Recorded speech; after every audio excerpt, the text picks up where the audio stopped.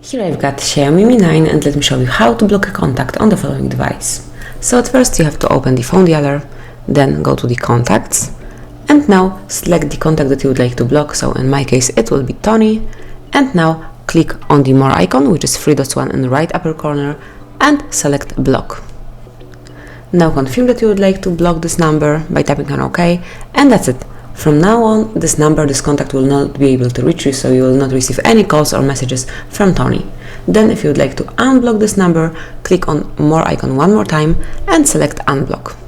And confirm that you would like to remove this number from your blacklist by tapping on OK. And that's it. Now Tony will be able to call you or send you a message. And that's all. This how you can block a number in your XIAOMI Mi 9. Thank you for watching. Please subscribe our channel and leave the thumbs up.